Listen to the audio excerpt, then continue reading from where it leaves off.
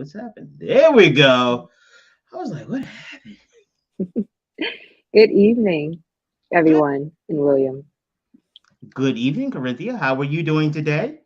I'm well, and yourself? I'm doing pretty well. Doing pretty That's well. It's good. great to be That's here. good. Great to well. So first, let me say we are so excited to have you, and especially somebody of your caliber and your background, to be on the station, leading our mental health matters, and really digging into helping advance the conversation about mental health in our community. We are so excited. Yes, I'm so excited to be here. I definitely think it's right now a forefront issue, and we definitely have to highlight, the need for just conversations about mental health and working around the stigma surrounding it, especially in communities of color. So I'm just honored. I'm doing a lot of work in the community to promote RCM and our services, and it starts with a conversation. So I'm happy to just be here discussing mental health, how we can work together to really break through some of the stigmas and barriers that the community has faced and is facing, and see how we could come up with solutions. And, my organization is definitely a part of the solution. It wants to be. So, Mhm. yeah, let's kind of just open the floor and like really let's just kind of like define stigma, right? It's really in definition, you know, a sign of, disgrace or something, a negative connotation to a particular circumstance, quality, or Mhm. person. So when we talk about mental health, I think there is stigma from, again, a social perspective, and how we view mental health, like what Mhm. images do we associate with mental health, and how does that really affect our perspective and identity with, seeking treatment or being aware that something is wrong and we should speak to someone about it. And And so, yeah, I kind of want to talk about that. yeah, I think a lot of the stigma is associated with the values that we have around certain topics. So when we start off, a lot of times we come to the table where we're like, oh, that type of person does this, or our limited exposure and experience with topics around trauma, with the topics around mental health, we make up stories in our head. So the example I use for people is like, I've never been to England, never been to England, but I know that they drive on the right side of the road. Well, no, Mm, whatever the opposite side of yeah, they drive on the left side. right. Mm. Okay, thank you, because I was not looking so smart in that example. They drive on the right side of the road. Okay, so they drive on the left side. So what happens is I don't know that to be true personally, but I Mhm, am willing to argue with anybody that it is true. And mhm, so while I don't have primary information, like I've not seen it, not experienced it myself, it is as much a fact for me as some of the stuff that I have experienced for myself. mhm, The same thing I think happens with mental health, mental illness especially. mhm. Because if all you've ever heard about schizophrenia is when people throw people in water or how they become super villains in cartoons, and that's okay. Are we going to talk about the images on media? Because I get see, I don't know if Donnie told you. I get Yeah. excited when we do these kind of things, so I just Mhm. get worked up. So I'm gonna try. No, go. Yeah. But the image of the stigma, it through media. I look at comic books and stuff like that. The villains normally had a mental health issue. Yeah. It was like, oh, the schizophrenia, Harvey Dent, the dissociative personality I disorder. agree. Mhm. And it's Yeah. like, so if the only, even in cartoons and stuff like that, but if the only exposure I've had to these concepts is that this is what makes a villain, Mhm. this is what, the twisted mustache, or when I hear about narcissism, and the only time I hear about it is from the victim's perspective. I don't even believe narcissists are human anymore. And Mm. so all of these things, the limited views that we have, Yeah. lead to the stigma. And I love what you're doing and the way you're talking about it, about just having the conversation, because guess what?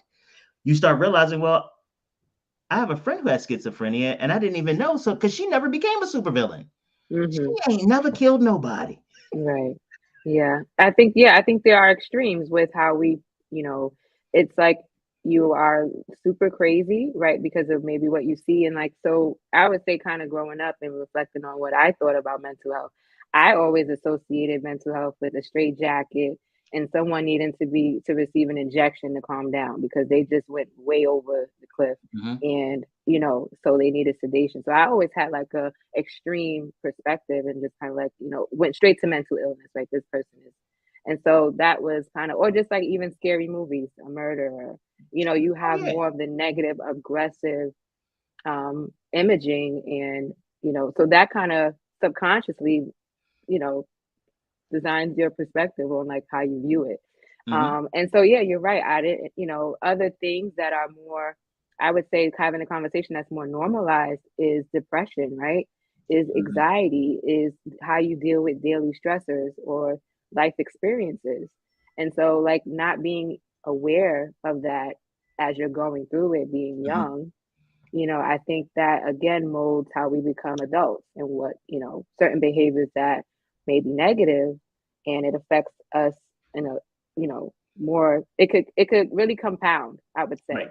when you don't have an outlet and you don't have a licensed professional to talk to, because I would say for communities of color and even from my background, you really spoke to a family or a friend, you spoke to your church pastor, or you didn't speak at all. You just Hmm. held it in and, you know, just kind of build your resilience and went through things. And, you know, that's not healthy either, right? Well, wait a minute. So Why is that not healthy? Because there are a lot of people. It's like, oh, you just got to put it. Wait. What's the one my friends always say?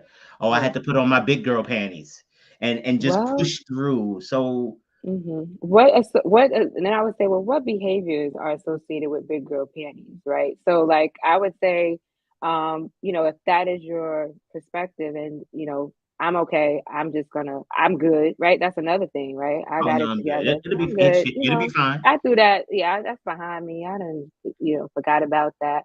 But sometimes, you're not aware that there are triggers, right? To Hmm. certain things that have really more so negatively affected you. And you should be aware of that. You should talk to somebody about that. Because again, you don't have all the answers in what you go through. And sometimes we kind of make our own assumptions, we make our own determinants in our head about people, how they treat us, more negative experiences. And sometimes we can, again, that kind of increases our bias in Right. how we evolve. And so I think again that that conversation, and I want to drive conversation because also with mental illness and mental disorders, we have the notion to think that it's a medication, right, and Mm. psychiatry, and I think that is another we'd be like, you know, when we kind of think about seeking treatment. Oh, I don't want to see a psychiatrist. They just want to prescribe me medicine, or So I think that's another barrier to people understanding the importance, and that's why RCM really want to focus on psychotherapy and having a conversation. We don't want to drive medication. If you are on medication, we want to be able to manage that medication, Hmm. but we're not here to really promote that. There's a lot of distrust with that in pharmaceuticals. That's a whole nother conversation. But I think, just having conversations about what you're going, being able to identify and communicate. And Hmm. that's another thing I think young people having a harder time doing. Especially again, I've leaned to social media, and I blame that in a way because I don't think it's a healthy tool for learning real communicative skills in the real world. It's really not applicable, right? Yeah.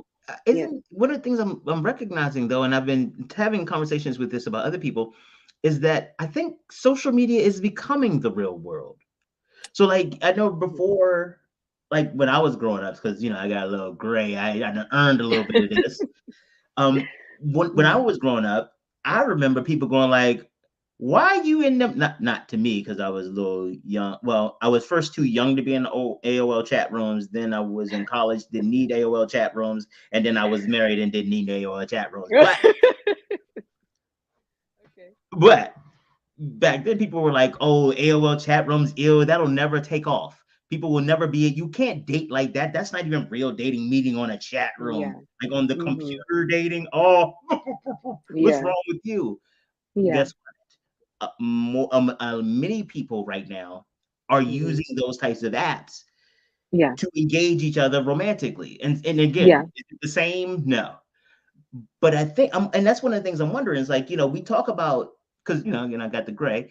I talk Mhm. about how they don't have them communication skills. They don't know how to handle this and blah, blah, blah. Mhm. But, I got kids, and what I'm realizing is that I can't keep up with them. I Yeah. try to, like, their conversation, and, they make the jokes about old people all the time. It's like, get off the chit chat in the Twitter box. The Twitter book is not going to be helpful. I don't want to hear about it anymore. Why is Mhm. everybody on the grams? You measure in grams. You don't. What are you doing here? And I mean, it's a hyperbolic example, but the world is Yeah. literally changing. Yes. Yes. And I'm 34 and I even feel a little bit old in that regard because when I came up, I remember, Facebook really hitting my freshman year in college. And so connecting and, adding your virtual friends and everyone, has it's more invasive, not invasive, but you can post, people can track you, right? You can see But what yeah, you're doing at X amount of time. And so that was new and that was fun. And I would just say that, yeah, there's nothing wrong with that. I definitely think technology has, been a great tool and has propelled society in ways unimaginable, right? Who would have thought that your phone would be a computer sure. 50 years ago, right? So I get that, but I'm more so like leaning towards the negative aspects of it, Hmm? where I think a lot of the other issues really surrounding imaging, bullying, Oh yeah. shaming, Eh, and again, and so that affects, and that affects self-esteem. That has other oh no, yeah. residual impacts that are could be hindering you, you know. So I So agree that's with that's that. the angle, and let me be more clear and concise when I say technology and communication. And yeah, there's a whole nother lingo, right? The abbreviations. It's a whole nother generation I of was gonna tell you. terminology and things of the sort. But Oh, but yeah, I think and algorithms, right? And what you're feeding your mind. Because right. like you literally I can click on something on my IG and then I'm getting like bombarded with it with once I click that it's like, it's drilling me and I'm like, okay. So it's like what, it really feeds into your preferences and like if it's negative, right? You're kind Yeah. of reinforcing negative, I just so that's, I my get that my about the point of algorithm. view. Interesting story Yeah. about algorithms. Mhm. Somebody sent me this link, and it had inappropriate stuff on it. So Mhm. then all of my searches after that kept including furries. I don't know if you know what a furry is. Mm-mm. There are people who engage in sexual congress in costumes like mascot Oh. costumes and stuff like that. That's how they do their thing. Mhm. And I got to tell you that I learned stuff about furries I didn't want to know. I didn't even. How do you use Mm. that costume? You don't want to know. Yeah. I'm sorry. Anybody else? Do not Google furries using the Mm-mm. costume. Please don't. Please And don't. don't click accept cookies neither. Right? Don't do that. But so with the social media But no, thing, it's one of real. the things that I struggle with because so I disclose I got my butt whooped on a regular basis by bullies. They didn't Oh have it. wow. Most of them didn't even have like we didn't even have like mobile phones back then. They wasn't even we didn't even have the brick phone yet. But Mhm. I got all of the bullying. I got jumped. I got all of these things happen. Mhm. And when and some of this, and I'm saying this because I think sometimes as we're older parents, we think they have it so much easier. And I remember when Mhm. I first had kids, I was like, "Pfft," and when not when I first had because I had them early, so as they got older, and the Mhm. cyberbullying started becoming a bigger problem. I remember saying like, well, hell, at least nobody's like punching him in his face, like Mm. because I remember on the way home trying to dodge this place, dodge that place, da da da da. And in my Yeah. mind, the fact that it's not a physical exchange, Mhm. I was Yeah, like, oh you well, it's bad, but get over it, right? That's not it realizing could be yeah, it's not what you went through, so it's like not even because I didn't even right. realize the compounded nature of what I went through. I was Mhm. so focused on the physical portions of it. It took years of therapy and stuff like that just to understand like how that bullying and stuff just altered my engagement with other human beings. Yeah. Yeah. Wow. Yeah. And I would say too, and talking about young people and how they, deal with cyberbullying, and it's a big deal, and I don't think it's given enough attention. Mhm, And again, I think parents definitely have a harder time now. I mean, there's a lot of parental controls, and measures that parents can take to more track that and see what content their children are tuning into. mhm. Um, but yeah, that's still something to consider as a parent, right? When you kind of think lesser of their experience, because I had it harder, and that's another thing too. You become a parent and you want to just make their lives easier than the way you had it, and sometimes you think what they're going through isn't as intense, right? Mhm. Because oh, you're spoiled, you're just and there's other ways that you can kind of like be dismissive, right? Oh yeah. And not really see signs or other indicators that something's really wrong here. Mhm. So yeah, I think that's another. Is that a stigma? I, But I think not I like a think it stigma in could be. reverse. I don't know Well, I don't know what if could that's that a be. stigma, That's not but a I think it's stigma. one of That's those things that sets the context for stigma to exist. right, right. That's the way to say it. I Yeah. agree with that. and, Yeah, and and there's a lot of those types of things. So, and some of it is a lot of this misinformation we have. yeah. So, I you could tell because I watch Law and Order SVU regularly. Okay, Mm, I've seen all but like two whole seasons. Okay, so mm-hmm, I know that when somebody has these mental issues, that's why they behave this way, and it's like hmm. the people on the show don't have degrees in mental health. You watch the show and now you out here diagnosing everybody. Right. Do you find that like does that happen like in real life for you where people's like, well, I talked to my friend and they said I might be bipolar or I might be da da da. Well, I've never heard that, but interesting enough. I think everyone kind of judges. Like, I think we're all guilty of judging people based Yeah, on situations, yeah. circumstances, and sometimes it could be, accurate, right? Depending on the information that you have, it could be factual, actual, factual, Mhm. and then sometimes you could kind of, form an opinion based on maybe a character trait or just something that someone did in one specific time, and you can stigmatize that person, right? I think it's like, kind of like just, you go to jail one time. I'm not for I did something wrong, and I think that's even another issue, but that's another I segment. was gonna But say just to use as an sometimes you didn't, but example, false arrest is the other right? thing that we're But gonna. like you're stigmatized. Oh, once you've been to jail, society stigmatizes you, Yeah, especially being of color, being of a minority, right? absolutely. So yeah, I think that plays a huge role in how we judge and how we categorize people, and sometimes even I think this with culture and how we are as Black people, I'll say, is we'll talk about somebody, be like, oh, that man, that girl crazy, or like we say Yeah. someone's this, oh, she sound crazy right now, and it's like, I think sometimes we make light of things that we shouldn't, Hmm. and we could take things more seriously in the actions or behaviors that we observe, you know. So I say that just that, being judgmental um, could be, stigmatizing in itself, Oh another no, it form of a absolutely is. stigma.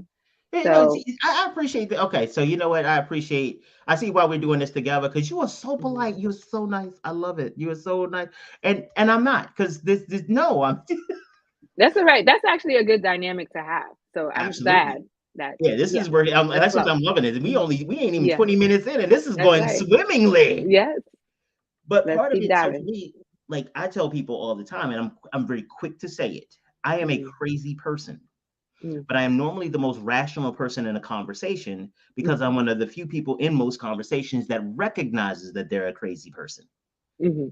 Like I have diagnoses and stuff like that, and I go over them in my show and stuff like that. But like, so I know the things, well, some of the things that are wrong, Mm-hmm. and I lead with that. Oh, don't claim that. And this is the one I love. Don't, especially my religious people. I know we just had Easter a couple days ago, and you feeling resurrected, but a lot of times like don't claim it. Yeah, the word, the power of life and death is in the tongue. Mm-hmm. But I also am a realist. I Mhm. have a diagnosis. Mhm. This is not something I'm claiming any more than I am claiming being black. It's not something I claim, it's something I am. Mhm. I don't claim, and they say the same thing too, like just mental health, but like physical health too. Like, oh yeah, I'm a diabetic. Oh, don't claim that. Just pray on it and change your lifestyle. I love it. Do you run into that where people are just so easy to just change your lifestyle? All you need to do is. Hmm. Yeah. Listen, so much of the work that really encompasses like real wellness. It involves so much, and it's so much easier said than done. Mhm, Like, and we're talking about habits. We're talking about things that are learned and like embedded in us. And so, and we're even talking about genetics, right? Like when we're talking about the pieces of mental health, there's a lot of factors that mhm. are have may have more of a weight than others. And that's why you can't just categorize any person, um, you know, but we're not really seeing the full picture. Right. So yeah, someone who has, like you gave the example, diabetes. Well, okay, so what do you eat? How often do you exercise? And then you start saying, well, why? Well, why don't you do this? Well, why? Well, and so like you kind of start, you got to get behind the veil and really Mhm. see there's always a reason, and you got to really get enough data, factual information to really say, okay, now I understand. And that comes with time, that comes with trust, and having someone really tell you their story, It, right? it And also, that's a form of therapy, and then getting those tools. Well, okay, well, let's lower your, depending on what type of diabetic you are, you need a nutritionist, right? And then again, choices. Well, how often do you choose the burger over the kale salad, mhm. right? So like there's I'm a sorry. lot You to said kale yeah. salad. I threw up in my mouth a little bit. Kale salad is good. I make some kale salad. You get some bomb dressing, Well, it's it good. depends on who. There's a place in Baltimore called Brown Rice. I love their kale salad, Uh-huh. but there's a Yeah. lot. Some places they don't necessarily do it well. No. Um, Okay. yeah, sorry, it's just kale salad. No, but To your point though about Mhm, how stigma plays in using continuing with the diabetic example, because it's so interesting how people can deal a lot more with the physical aspects than the mental aspects of, but that's a mhm, different, I mean, that's a whole other yeah. topic. Right, because knowing you're diabetic and having and not maintaining it is kind of like, well, why aren't you so like But to that it's point, a I think sometimes there are reasons, and so right. talking from a provider's perspective, one of my friends, her niece, um, wasn't feeling well, started exhibiting all these really weird symptoms, Hmm. and she said, "Well, have anybody thought about diabetes?" You know the response she got? "Oh, Hmm. I don't think it's diabetes. She's real thin." That's what you hear about mental health too. Not realizing that because you have learned the stereotypes and the stigma of diabetes, if somebody's thin, they can't have diabetes. Right.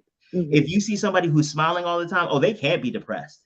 Somebody Right. who is boisterous or who is doing all these things, no, they Hmm. can't have depression. One of the things that I've learned about some of these CEOs who, you ever notice how like some of these big company people and CEOs, when they come in, they bring like a couple people with them.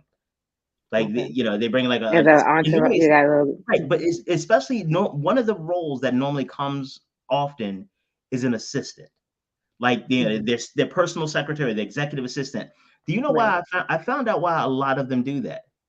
Right. The, that person is part of their mental health coping. Hmm. That person knows them well enough, has been along long enough that they can tell when things aren't that right. It's like, Hmm. have you taken your meds? Hey, you can't Yeah. talk to him today. Oh no, she is not going to be in the office. Yeah, She the needs to personal be assistant. Yep. Some of them have them, they in the office and out the office with them. right. Yep. But that's my thing.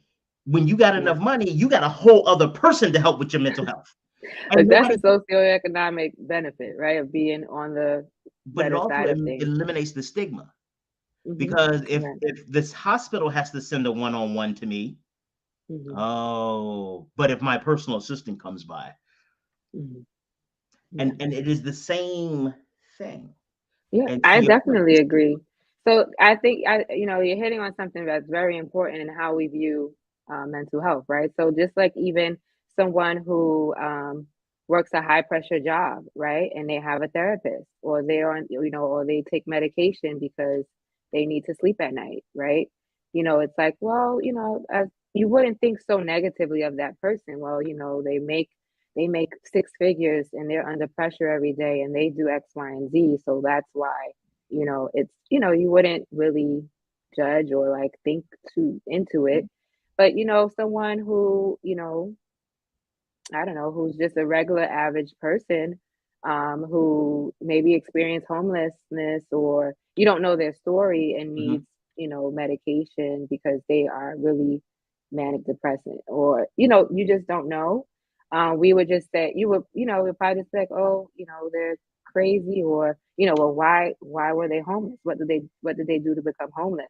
And, you would maybe be more judgy, because this person is poor, or they played a part in their situation. Like, I think we formulate a lot of things about people and where their place is in the world. And unfortunately, that really, again, comes down to not having access, right? That person wouldn't be able to go, unless they get committed or do something wrong, would they then be provided a service, right? And even the service Um, they get provided then is not going to and it's be right. necessarily what they need. Yeah, It's the minimum unfortunately. amount required by the Fourth Amendment. Yeah. Now, there's something else that happens on the other side, and I'll speak up from my perspective. Mm-hmm. There was a lot of stuff when I looked depressed, or when my life started reflecting what was going on. People were like, "Are you okay?" Hmm. No, I am Yeah. not. Hmm. But before then, I was playing the role so well. The reason that people didn't think anything was wrong is because I was at every meeting. I was at every event. I was volunteering here. Literally was the life of the party. But Hmm. people didn't recognize that I was self-medicating. And it Mm. became part of our common culture. It became a running joke. If I would, and actually not even a running joke, it became a set of habits. When I would show up to a place, I would know where I was supposed to be sitting because there was a double vodka on the rocks in that chair.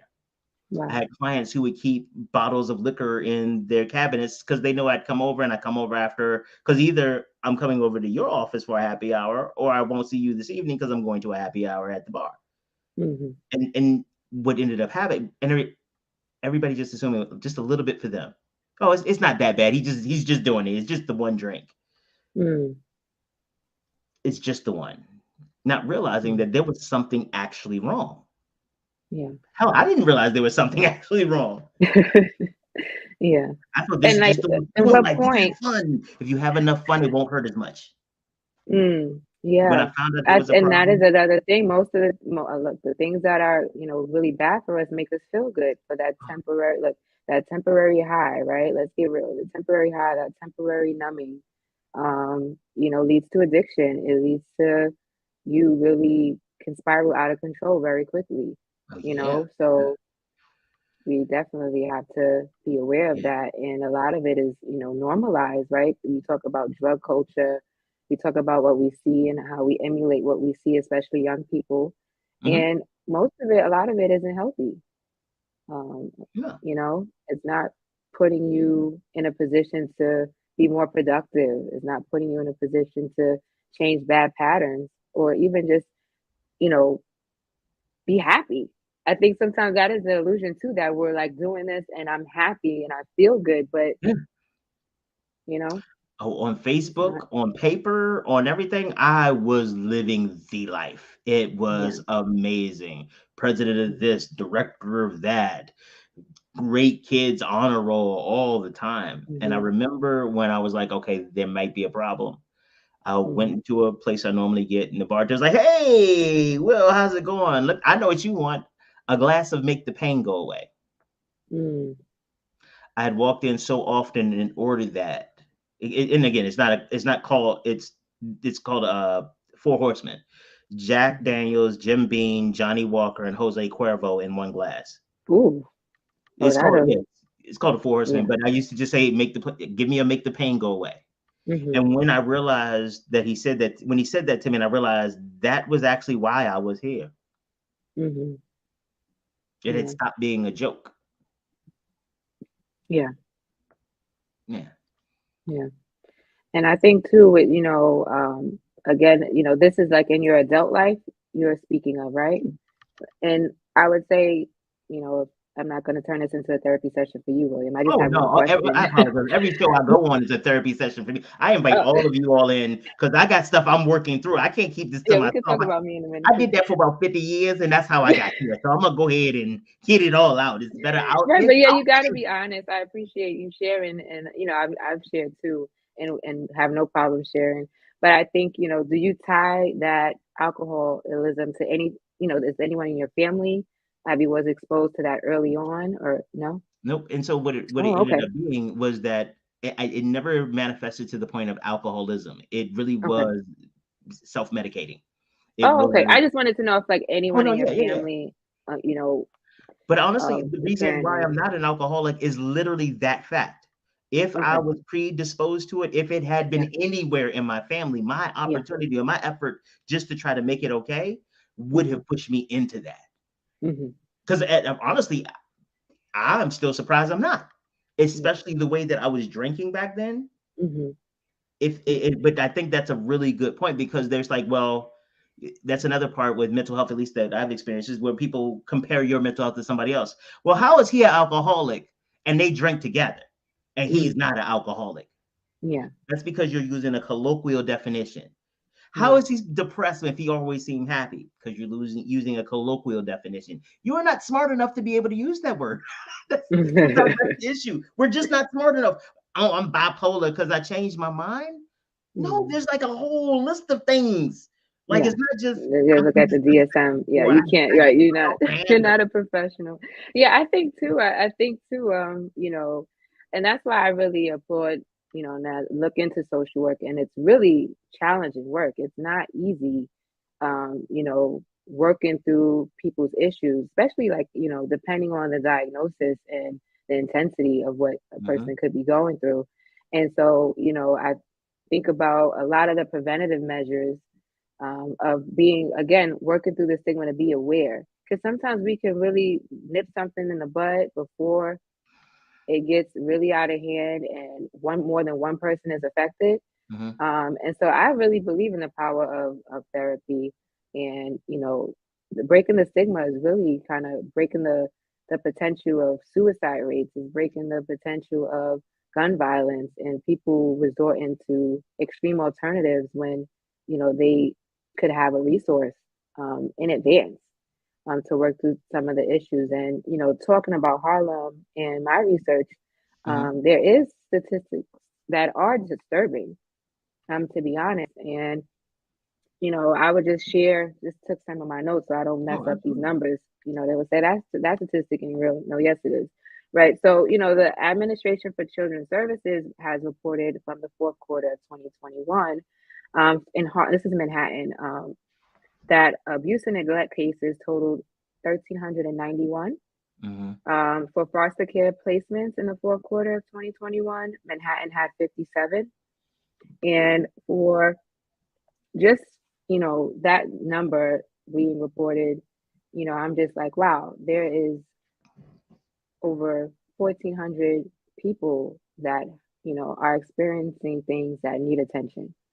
They need a service to service them, and RCN wants to be a part of that solution, because a lot of kids going through foster care, abuse and neglect is a it can have some long lasting effects when not, when a client or a person, sorry, not a client, a person doesn't have, tools to address what they're feeling. mhm, And, there's a lot of times where there's hopelessness. They may have distress. They could be going through bullying and shaming, mhm, if they're less fortunate. And, it's a lot. And so we want to really go where the need is the most. mhm. And so looking at those statistics, it was just kind of like, you know, Wow. this is real, and fortunately was never in the foster care system. And I'll just Mhm, speak from, again, my perspective of what I experienced. But I had life changing things happen, and I mhm, had traumatizing things happen to me. And my mechanism was really picking up a basketball. I mhm, mean, mhm. Oh, I saw. and kind of just I checked you out, you blue hen. I saw you. a blue hen and a blue bull from high school. I went from a blue bull to a blue hen.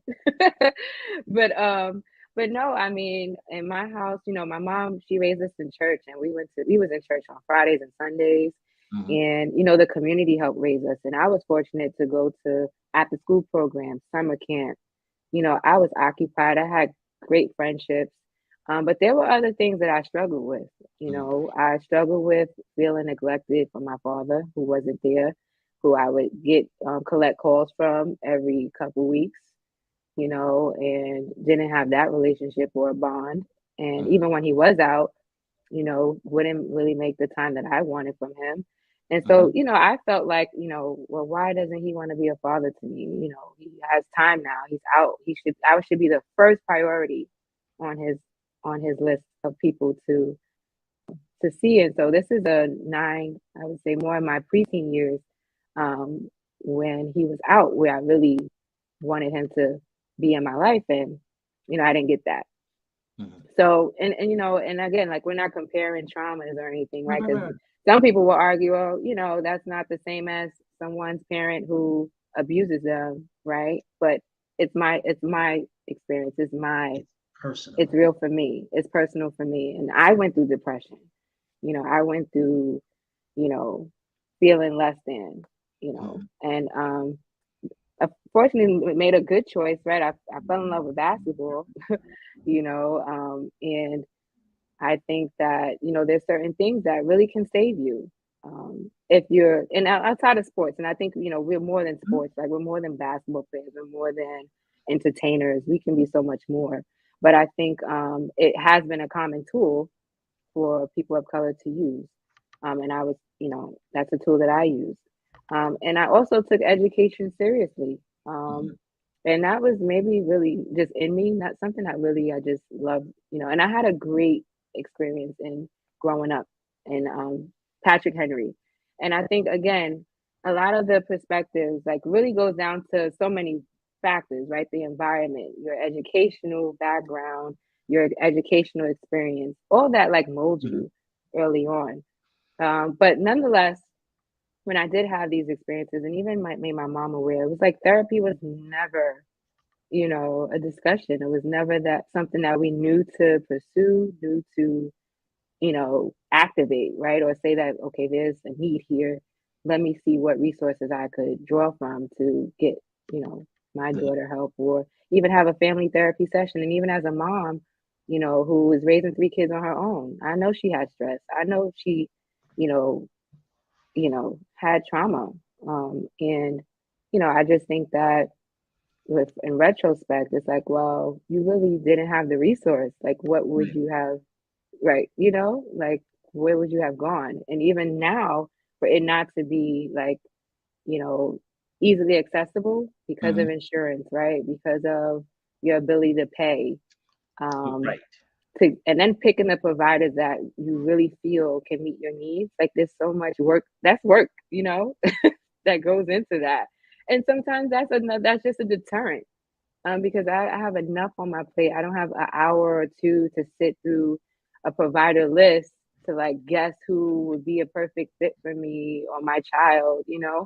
So Hmm. there's so many things that I would say really is a barrier in regards to even our own biases or just access and stigma, right? That's just, equates to no help, right? Or Right. no outlet. What are the So biggest? Oh, I'm sorry. I'm sorry. I was going to ask you, like, what are the biggest conditions? I'm sorry, because you talked about the stigma and that not they're not being helped. Then wanted to know, like, what are the biggest? I don't want to say disorders, or what are the biggest circumstances that you see that where you see a lot more of the stigma because and again, not a race to the bottom where it's like, is it worse to be stigmatized for bipolar disorder? Or is it worse to be stigmatized? It's just bad altogether. But in what area do you see the stigma have the most impact on those being stigmatized? Hmm. I would say, I think, if we're talking about, I would say for young people, I think for a diagnosis, um, I would say mostly the kids that maybe have more of a learning disability, Hmm. Yeah. or um, you know, yeah, I would say that, and I'm not in the school system. Like I'm not young now, and I don't like know the. I just know from like when you were in school, and when I was in school, it was like the kids who were in the class, who were in the special education class, um, or you maybe knew your classmate was really poor, Hmm. Hmm. and and that I know people. I recall there's children in my class being bullied because they had the same sneakers for 4 years, right? You know, but I think more of the stigma comes really in the school setting where you have special education kids or kids who have behavior misconduct, and they're just kind of either written off or they're just we use that R word like retarded, right? Yeah. Or they're just future menaces to society, that kind of perspective. And so I would say that I think is the kind of maybe an origin of kind of like that child's trajectory, when they are given an IEP and they are having learning disabilities, what resources are accessible to them, because that could be frustrating for the parent, is Right. definitely frustrating for the child, and how do you work to reverse some of that? Right. And like I would say, a lot of the kids that do receive IEPs or are in school, that's a stigma, right? That is means that maybe you are disabled and you'll be on disability, or you'll get a government check subsidized after you're 18, right? So, that is, I would say, my perspective on like how children um, kind of get put in a category and it stays with them, I, and I it's absolutely hard to agree. break out of that. I remember when I was young, my brother was in special ed, and I remember sometimes we used to get beat up specifically because he was in special ed. Hmm. Look at the retard! Look at the retard! Yeah. And like, don't talk Mhm. about my brother like that. And I tried the whole ignore him, Mhm. let's just go home. But when they're pushing Yeah. you, and it's one of those things, is that the stigma, and it Mhm. became part of the stigma circled into this power dynamic where it becomes this: I am a have because I am not one of the retards. You know what I mean? One of those things. Mhm. And the Yeah. have, and what they do is that they use the mental health, use the stigma of them being powerless, them being less than, that image, those stereotypes, to really Mhm. push their bullying agenda. And again, I Yeah. think some of the bigger issue, for me at least, is that Mhm. we don't really understand the implications, and children don't understand the implications of what they're doing, the lifelong consequences. I mean, I Yeah. know some people who, it's so funny. There's I was talking to a friend of mine, and she was saying she was going to her high school reunion, and the biggest issue for her, exceptionally successful, beautiful, Mhm. and the boss, is that somebody might call her by that nickname that they used to call her in high school. What? I don't, I didn't Oh. ask. Oh, okay. But But yeah, you don't that was forget. it. She was You in don't her forget. 40s, 50s, getting Mhm. ready to go back to this thing. And again, her resume, her house, her car, all of it. Mhm. Yeah. But she was so scared that whatever that name was, somebody might say it. And it was like you saw this powerful woman shrink down into this very little scared girl. And Mm. none of those people in the room probably had any idea that it was that big a deal to her. Yeah. Mhm. Yep. Yeah. But yeah, I would definitely, when you are young and you get that bullying, it can do two things. It can motivate you, Hmm. and obviously she's triumphant over that because look what she's and went on to be and become.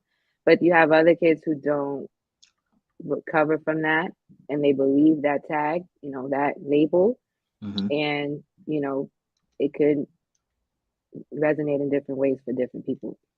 Absolutely. Bullying, so yeah, it's a it's a big deal. And even like you were saying with the virtual, right? You think that the in-face bullying and teasing and the everyone laughing and and then entertaining messages on your DMs or your Facebook comments, it could have the same, if not a more detrimental effect that we as we're not that part of that generation growing up.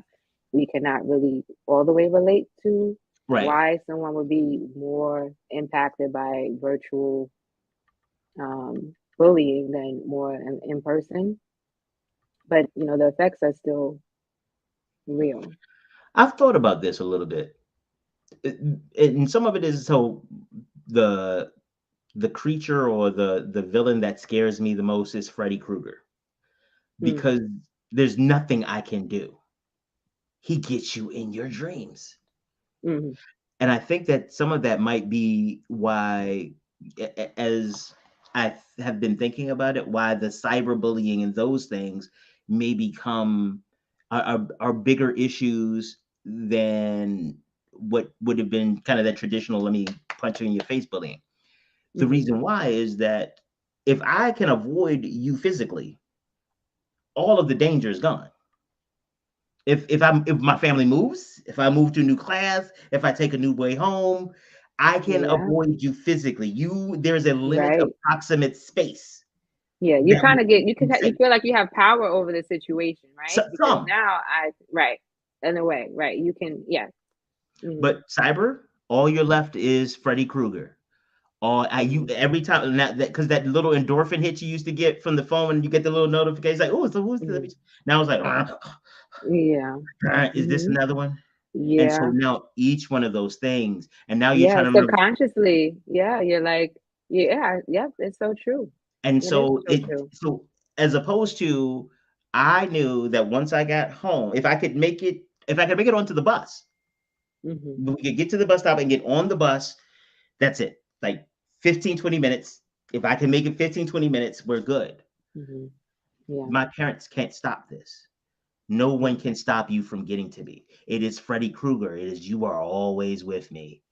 mm-hmm. You are going anytime you want to get me. You can find Mm-hmm. out what I'm doing. And da, da, da, da. Oh hell, I'm scaring myself right now. Like, let me get rid of my phone. I don't want a phone anymore. Oh my goodness. Go back to flip phones. No. But I think I think it does something to you consciously when you are so tuned in to the Instagram and you're like locked in on your phone and that's Mhm. all you're processing you know and so that's why I think too like getting back to like positive social interactions like you need that balance because most of the time when you're in your phone, it's you in the phone, right? It's not Mhm. you and other people. So your Right. reality is like, it's a little, it's good to just have balance because I would say I could get on, my IG and I'll go to my feed and I say, I'm only gonna scroll for like 10 minutes and I'm gonna get off and go about the rest of my items and what I gotta do for the day. And 10 minutes could turn to 50 minutes like that. And I'm like, you know what? I gotta like forget, reset my password, forget the password so I don't log on, right? Like you gotta start to Right. do some things to make yourself unplug. And I'm an adult with a full schedule, haven't quit my day job yet, work on this nonprofit, and I can get, easily Absolutely. distracted and sucked in. So I could imagine what a young kid with a whole afternoon every day can just, you know, experience mentally tuning into things that are more negative than positive anyway. Absolutely. So And yeah, yeah. and some of it is just the nature of things. So one of the Hmm. things that I tell people all the time, part of my practice is that I study psychographics and some dark psychology, specifically because the implication it has in convincing people and in for negotiations and stuff like that. What people Hmm. don't realize is that there's not a lot of published research on like psychographics and how to access and stuff like that. Why? Because the people who are doing that work are working for companies who are doing this type of programming. Hmm. As a business, is a corporation as an entity, the more I can get, the more control I can exert over you, the more that I can get you to need me, the Hmm. more I win business. Of Eh, course. Hmm. but that's the underlying thing for a lot of this. And so, and I know Mhm. you talked a little bit about the cyberbullying and stuff like that, and what they found with some of these algorithms is that they specifically want money. Like the Sackler family, the ones that do opioids. I'm sure that they didn't sit around going like, you know what, it'd be really cool. Let's see how many people we can kill with drugs. Mm. That wasn't it. It was how Yeah. much money can we make? They prioritize the Yeah. money over the people. And the same thing Yeah. happens in mental health. Hmm. Yeah.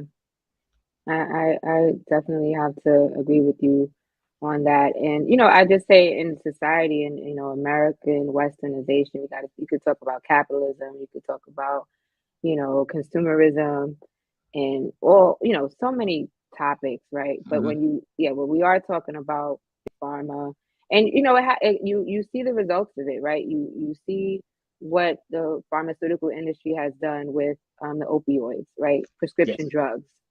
And then we see what, and that's more white collar, but Mhm. well, you could Mm, argue it. mm, Well, mm. no, it's Because really I'm sorry, everybody. I know It's, 4 streets I could go pick up some perks on right now. yeah, okay, yeah, you're right. Yeah.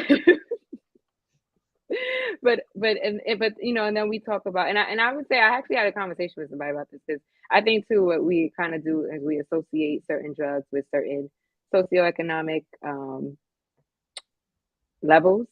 And like, when I think of Harlem and you think about the history, you think about cocaine distribution, Hmm. right? You think about um that more. Like that's like the first drug you think about. So that's my Hmm. association, right? So forgive me for that.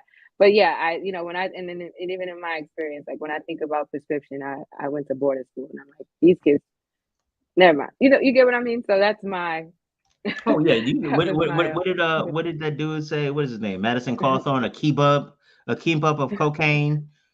And I was like, oh, okay, yes. So it's funny, you don't just spit a word like that, like just because you heard it mm, someplace. No, sir. No, sir. yeah, yeah. What's But happening? nonetheless, it has impacted and caused a lot of dysfunction, um, with just mismanagement, even on the provider side. And we see it, we watch, you see it on some of the shows where you get the facts after the damage is done.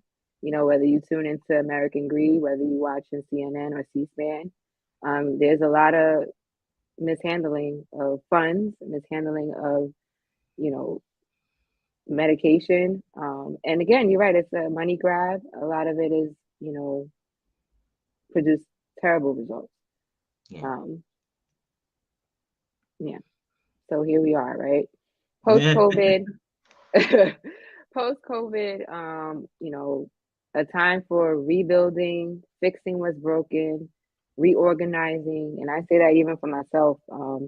and really understand the importance of mental health. And just even as a starting this business, and balancing, wanting to be successful, wanting to have impact, wanting to make change, I'm like, you're going to need therapy. I'm going to, and I'm looking at, a provider that it would be, good for me, um, to really help me as I embark on the next stage in my life, which is going to be intense, which is going to be uh, calling me to do more, be more. And there's a lot of stress that comes with that. But Hmm. stress is another thing that I know, takes management, takes awareness, um, and takes really finding balance. And I know that therapy, having a therapist will help me with that, Hmm. navigating things as, I go along. And so I think everyone, could evaluate what's really wrong with their lives, or what, you know, life changes they have gone through, especially through COVID. And Hmm. there's different levels. People deal with grief. A lot of people lost people. A lot of kids lost a parent. They lost a family member.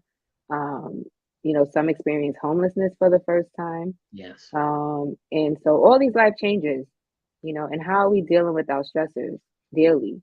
Because distress, and these things that go you know, unaddressed can show up in different ways. And I think Yeah. grief and hopelessness is one of the worst emotions that you can bottle up and, try to cope, without expressing, without realizing. Um, and yeah, so definitely, having a resource is so important for everybody. So I guess for me, like, what can we do? I mean, we only got like 5 minutes left. How Yeah. do we fix stigma? How do we start to fix it? Aside from the conversation, because this has been a great Yeah. conversation. This Yeah, I really think has been a great so. conversation. It's very educational. Yeah, I think education, right? I think having conversations and having people really feel comfortable expressing their point of view. Because sometimes I think too, it's like, and we talk about having a voice, right? That is something that people, depending on your race, depending on your sex, depending on your economic status, or whatever group or environment you're in, you can feel like you're not heard, you're not seen, and that's another thing, right? So for young people, and I'm really eager to like do a community event. I really want to go out in the community and see the faces of young people and their families and really get their thoughts.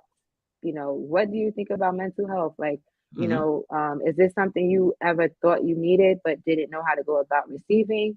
Or, do you think there are no issues? Or, and I think just having that conversation and, providing, our services or explaining here, this is what we really want to do and offer, and even get their feedback. Like, oh, I think these programs will be great for my child, or I definitely would want to, you know, um, have therapy for my child and myself because we experience X, Y, and Z, and we're happy to have a community or a community-based organization, 5 blocks from our house now, right? Those are the conversations I'm looking forward to having because that comes with, again, communication. And I want to hear from young people and their families in that area to really get their feedback, and work to promote change. So I think that is part of the solution. But I think we definitely have to, start talking about mental health, talk about wellness too, Hmm. right? Because it is all together. It's not siloed. It's not mental health here, physical health way over there. It's like let's talk about the whole person, the story, and the tools needed to help and promote growth. So So I gotta yeah. do something real quick before because I see we're running short on time, and I Okay. realized that I got so excited about the show I forgot the stuff that we were supposed to do. So I'm gonna go ahead and get it in because I ain't I trying to know be we did behind. say we were supposed to do some stuff, but it's okay. But I think we'll have Okay. another show. Let me do this. So let me tell them about this. Okay. We're Black USA News. It hit me when you talked about the need to have community-based organizations really actively engaged in the community, and that's what we're talking about here. We're working with nonprofit organizations to learn how to write grants under 50,000. It's a very different set of writing from 50 above 50 and below 50, and some depending on the nature of an organization this might be really good for them to get some help. I also earlier today I got excited, get really excited. And so we're gonna give away 10, well, 5 to this workshop, and then we're gonna give away 5 tickets to this one because there again in our communities, a lot of these nonprofits, these organizations are what's keeping our community together. They're addressing the trauma, the stigma, and those types of things. And we want to help them get in a position where they can be more successful. So I want to make sure, because again, I'm not trying to get in no trouble at the time after this is over. It's like, No, you hey, gotta put where's those the plugs in. Yep. But yeah, so I think it's definitely these types of missions that are really pushing the needle in real social change.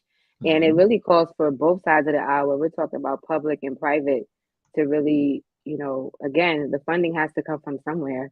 Yep. And so, right now as an organization, as a business leader, I'm looking at private donors and foundation grants Yeah. and really trying to diversify the income and revenue sources so that we can be around. That's another thing, right? You can come in and hop up on a scene, but if you ain't got your financial stuff together and know how you're going to sustain your organization, you won't be around long. So that is another thing too, where you have people that really push change and want to promote it, but sustaining it and Mhm. really keeping that success train going, it takes everybody. It takes an all hands on deck approach, hands down. you know. So that's why I really coming into space and want to collaborate with other organizations and working with hospitals, working with Harlem Hospital, working with Columbia. These are right, organizations in the neighborhood that we want to have ties to, whether it's from the provider side, interns. We really want to build a dynamic team to really give care where they're like, wow, this is our reputation is legit, you know, and we're culturally competent. There it is. And we have great empathetic providers that have experience, and we have interns that are going to get great experience. So we really want to build a continuum on all levels. We're really trying to do a lot here. And I'm optimistic that it's gonna get done. It takes time building trust. That's another thing, right? It's a Trust. whole other That's thing. a big word. Uh, And that, being evidence based, it takes time to measure impact. It takes time to fix what's wrong. And even mhm. as a business owner and going into this, I'm like really working hard to have the best solutions. I'm talking about workflows. I'm talking about client customer service. Like you have to, All check right. all Okay. those You know off. what? Stop. Just us. Just us. Yeah. Just us. So This is we're what we're gonna gonna do. stop there. Yeah. I'm gonna tell you. I'm gonna tell you. I'm gonna tell you. There's a separate reason I'm telling you to stop. Okay. The separate reason I'm telling you to stop is that one of the things that I also do is that I'm the president of an organization called the Grinding Gang. It is a business consultancy program that helps small businesses and nonprofit organizations develop critical skills and critical infrastructure so that they can scale. Yeah. Yeah, we're going to talk after this. I think you just got 6 months of executive coaching from us, and we'll see how that works because this is what we do well. Okay, so yeah, we'll talk about this after. Okay. We'll talk about this after. We'll talk about this after. We'll talk about this after. Okay, well, look, everyone, thank you for tuning in and just, virtually engaging.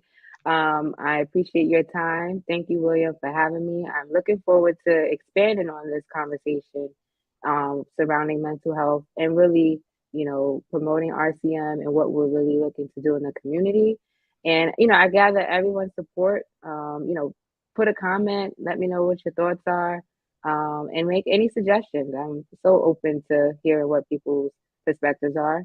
So again, thanks for having me, and I guess Uh, we'll see it's so you funny. next You keep week. saying thanks for having me. I was about to ask you, could I come on your show I again know next I'm week? kind of like I gotta, yeah, I'm getting into this hosting hat now. I had on a other hat yesterday. I'm a host today. Tomorrow I'm back on my legal hat, getting my, you know. But anywho, I'm just happy to be here.